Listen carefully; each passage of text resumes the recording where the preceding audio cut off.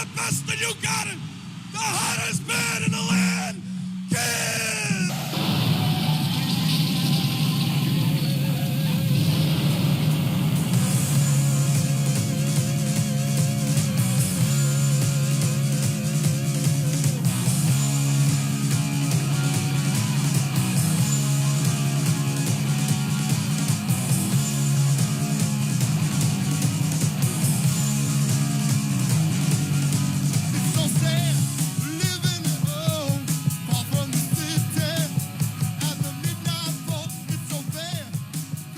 In the spring and early summer of 1976, Kiss was riding the wave of their first real success. Kiss Alive, released in September of 1975, had been certified platinum in January. Their North American spring tour had been a massive success. In May, they had embarked on their first tour of Europe, and now, in June of 1976, they were on the verge of a summer American headlining tour in support of their latest studio album, Destroyer. The summer tour would see them play their first ever stadium dates. The United States was in the midst of celebrating its bicentennial, and the upcoming tour would be aptly named the Spirit of 76 Tour. In addition to a new elaborate stage set, the band had designed new costumes that reflected their success and heralded the era of Super Kiss.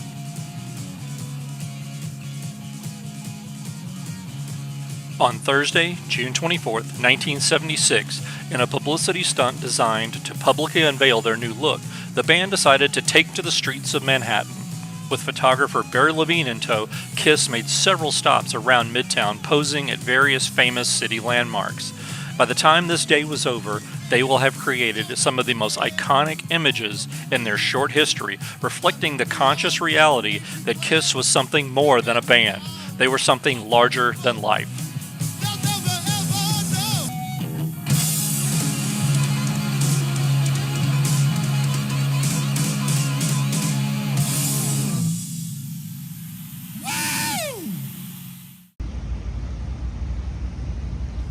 For the first part of the tour, the band took a horse and carriage ride here in front of the Plaza Hotel on West 59th Street, going around the Pulitzer Plaza as well as the Grand Army Plaza. The band took at least one circle all the way around both of these plaza in front of the hotel. You can see here them rounding the corner from West 59th onto Grand Army Plaza. The spot for this next classic photo can be lined up with the Pulitzer Fountain in the background, as well as the front of the Plaza Hotel. This next photo of Paul was taken just north of the Pulitzer Fountain, looking west back towards the front of the Plaza Hotel.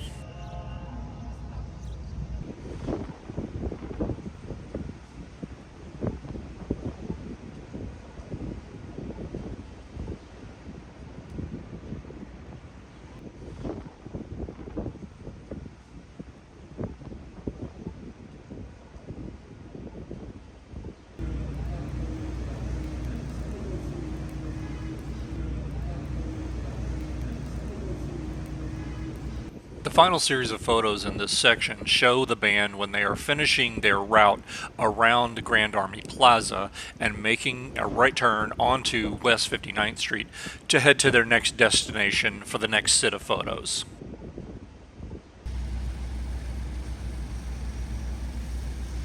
The next destination for the band would be West 59th Street and 6th Avenue, what is known as Center Drive in Central Park, located right there at Central Park South. For this next series of photos, the band would grab their instruments and Paul would put on his feather jacket. The water in the background behind the band in these photos is the pond. That's located in the southeastern corner of Central Park.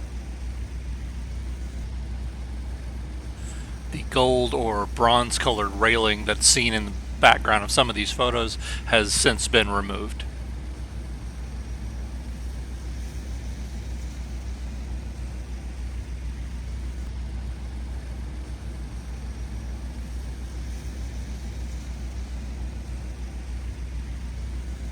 This spot is Central Park South, looking south along 6th Avenue.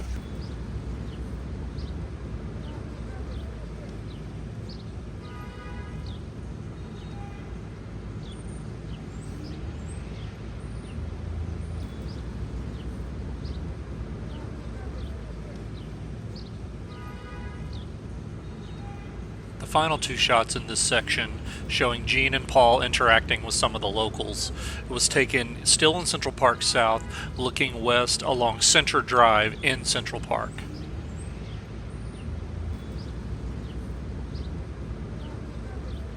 From Central Park South, the band walked across West 59th Street to what is now known as the Ritz-Carlton Hotel, but back in the 70s, it was the very famous St. Moritz Hotel. This is where they did their next set of photos. Formerly located in this spot was Rumpelmeyer's, a cafe and ice cream parlor located here in the lobby of the St. Moritz Hotel. It was here that the band posed for a series of photos with a gift given to them by Bill Aucoin, their manager, a set of marionettes. The band would also be presented with gold records for their latest album, Destroyer, which on April 22nd, 2 months prior, had been certified gold by the RIAA.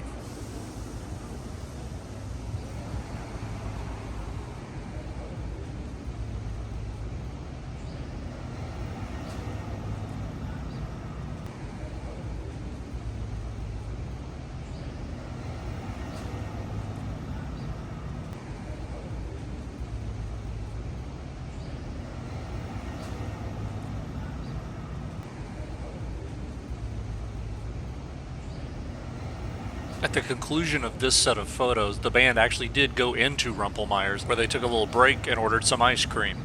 This is actually the only photo I've seen from from them going inside.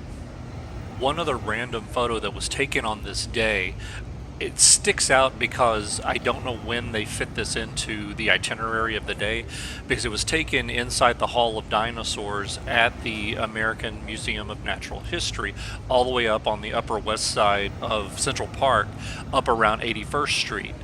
But this is the one photo that I've ever seen that exists from that part of the photo shoot.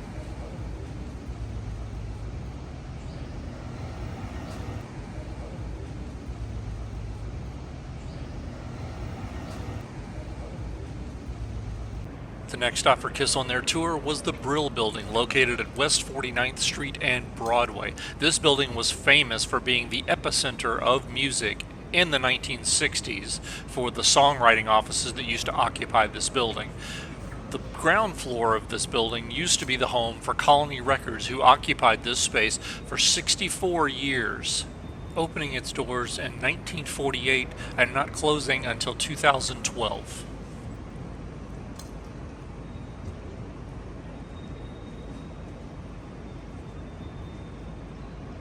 Now occupied by a CVS, the large windows you see on the left there used to be the storefront for Colony Records.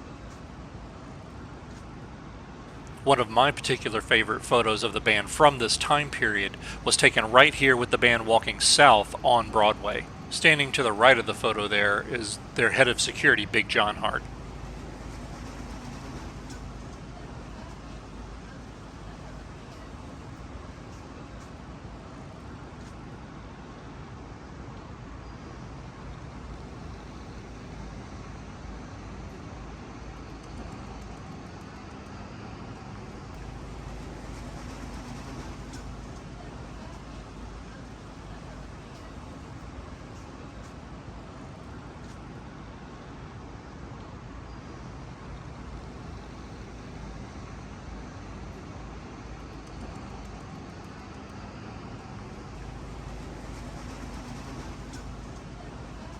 For the final stop on their photo shoot, Kiss would head to West 34th Street and the Empire State Building.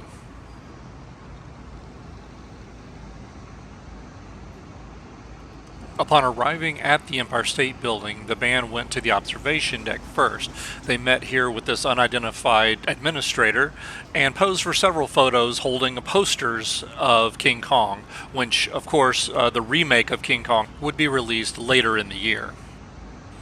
From here, the band, their entourage, and photographer Barry Levine would be granted access to a floor unavailable to the public, because if you notice on the photos, there is no screen between the band and the view itself.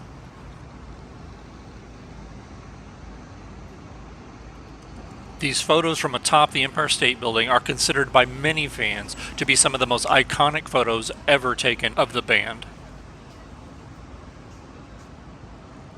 The completion of the photo session atop the Empire State Building would bring an end to Kiss's day in New York City, June 24th, 1976.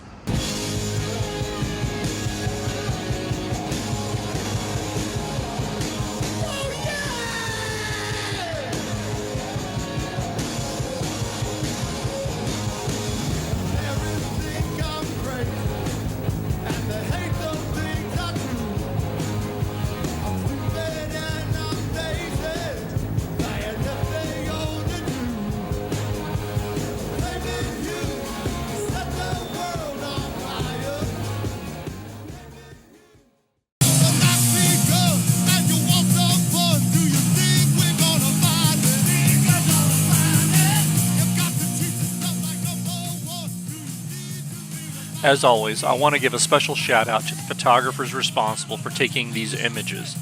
Special thanks go to Barry Levine and his incredible photography for capturing the stunning images from this day. In his book, The Kiss Years, released in 1997, he chronicles the several years he worked with the band as their primary photographer during the height of their fame in the 1970s. The book is 144 glossy pages full of color photos from a variety of sessions. You can find it on Amazon and eBay. This is another book I highly recommend to add to your collection if you haven't already.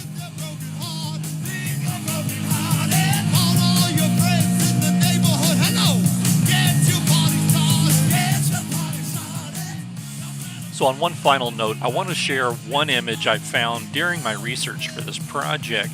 It appears to be a receipt for this day for a photographer with the last name of Corkery, Corkery, and the date is correct with 6/24/76. The subject is titled Kiss Rock Group A Day in New York City. It even mentions that they are photographed in the Museum of Natural History, Rumpelmeyer Soda Shop, and various other local locations around the city. I just found that very interesting. I'm not familiar with who Corkery is. If you do have any information as to who this photographer is, I would love to know. Let me know down in the comments or send me an email. And on one final note, I love the fact that it mentions at the bottom that Allison Steele, a rock disc jockey, frolics with them. I thought that was bizarre to even mention that, considering she only shows up in one or two of the photos. Anyway, I really appreciate you guys watching and checking out the videos, and I'll see you next time.